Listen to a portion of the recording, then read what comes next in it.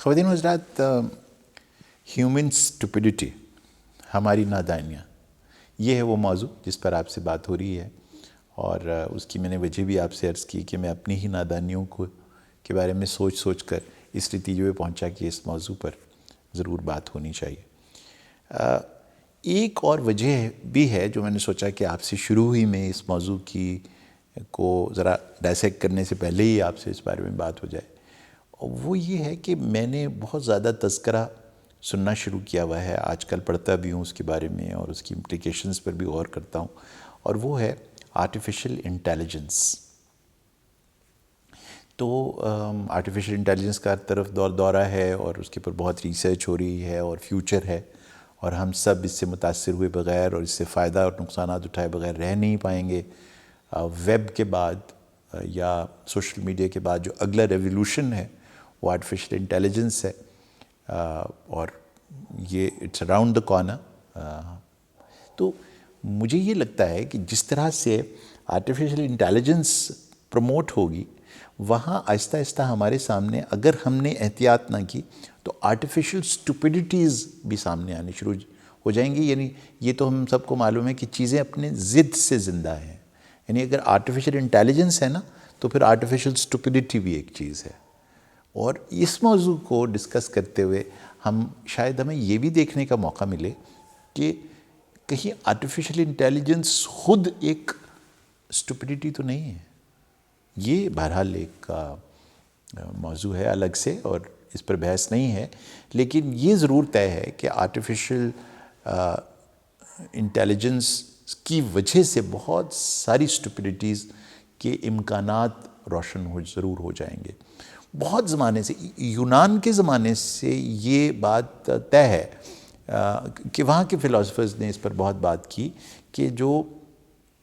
اسٹوپڈیٹی ہے یہ ایک معاشرے میں بہت زیادہ نقصانات پیدا کرتی ہے، اور اس کی وجہ انہوں نے یہ بیان کی کہ ہم عام طور پر اپنے آپ کو تیار رکھتے ہیں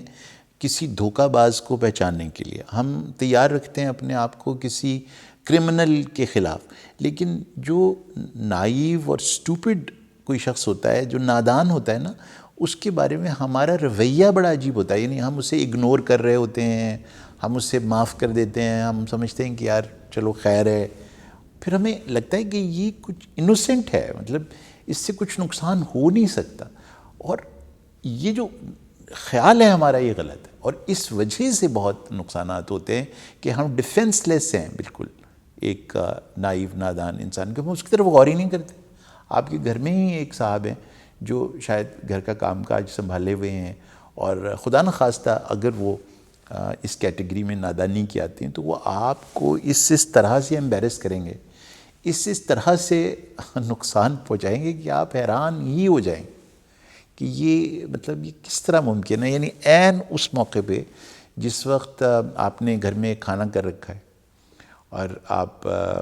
خاتون خانہ ہیں، آپ نے میز سجا رکھا ہے اور سب چیزیں آپ نے لگا دی ہیں وہاں پر، اور یہ جو محترم ہیں جو آپ ابھی تک آپ نے جو کہا اس کے حساب سے وہ کرتے گئے، ان کے اوپر آپ نے صرف ایک دو چیزیں کام تھے جو ان کے ذمہ لگائے تھے، اور اپنی نادانی میں، اپنی اس نائیوٹی میں انہوں نے وہ بھلا دیا۔ یعنی اب آپ یہ ہے کہ اب کھانا لگ گیا، وہاں سب چیزیں لگی ہوئی ہیں، آپ نے خود لگائی ہیں، بہت شاندار یہ ڈنر ہے، اور جب لوگوں کو لے کر آپ وہاں داخل ہوئیں تو پتہ چلا کہ وہاں پلیٹیں لگانی یہ بھول گئے۔ چلیے جناب، کھائیے کھانا آپ۔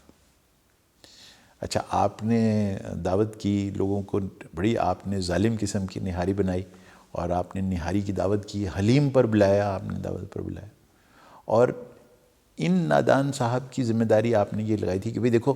نان گھر میں نہیں بن سکتے، وہ تم نے بازار سے منگوانے، تو اب بڑے اہتمام کے ساتھ لوگوں کو وہاں بلا لیا،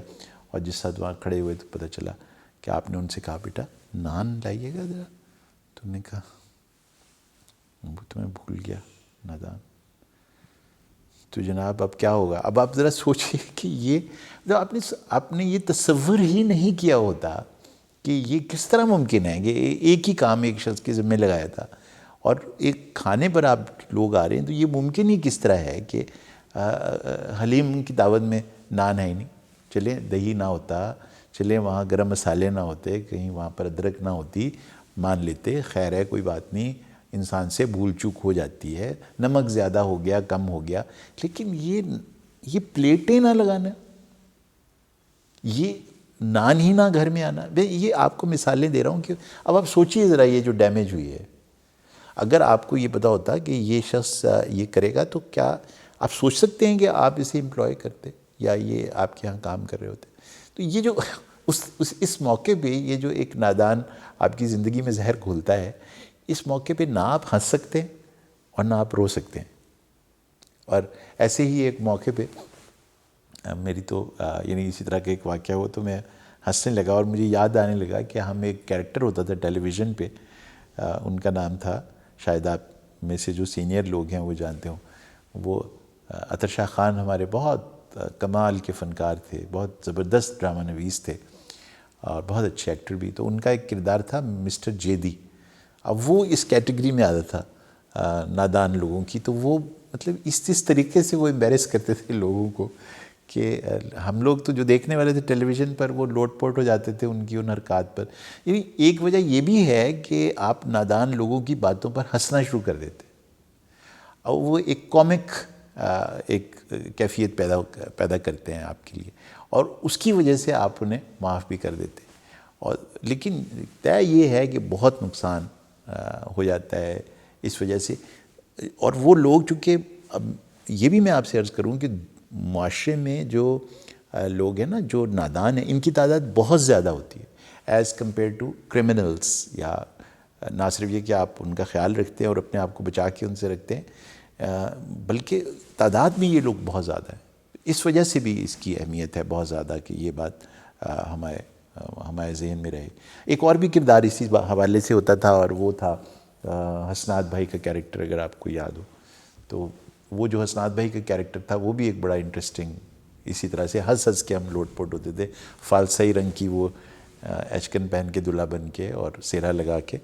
وہ آ گئے تھے روحی بانو سے شادی کرنے کے لیے کرن کہانی میں، اگر مجھے صحیح یاد ہے تو۔ یہ جو فالس ایک سینس آف انٹیلیجنس ہمیں پیدا ہوتی ہے ان لوگوں کو دیکھ کر جو آپ کے ارد گرد ہوتے ہیں، ان کی نادانیاں دیکھ کر، شاید یہ وجہ ہے کہ آپ ان کو برداشت کرتے رہتے ہیں اور رہنے دیتے ہیں اپنے ارد گرد۔ تو یہ سوچنے کی بات ہے کہ آپ کیوں نہیں ان سے دور ہوتے یا ان کو ہٹاتے اپنی زندگی میں سے۔ مجھے لگتا ہے ایز اے سائیکائٹرسٹ کہ یہ آپ کو ایک ایسی کیفیت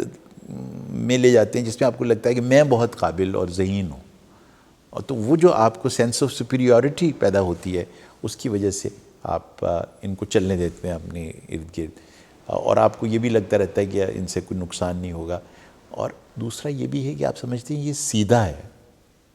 بھائی سیدھا جو ہے نا، وہ سیدھے میں اور نادان میں بھی فرق ہے۔ سیدھا، یملا، یہ جو لوگ ہیں نا یہ ایکچولی اپنا نقصان کرتے ہیں۔ اب یہاں دیکھیے کہ یہ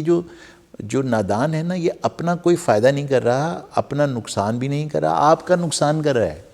تو سیدھا اور یملا یہ نہیں ہے نادان۔ یہ بھی میں آپ کو پہنچانا چاہ رہا تھا اس حوالے سے کہ انہیں آئیڈینٹیفائی کیجئے اپنے ارد گرد، یہ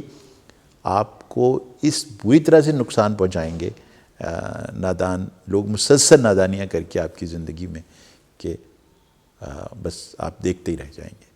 تو ذرا خیال سے۔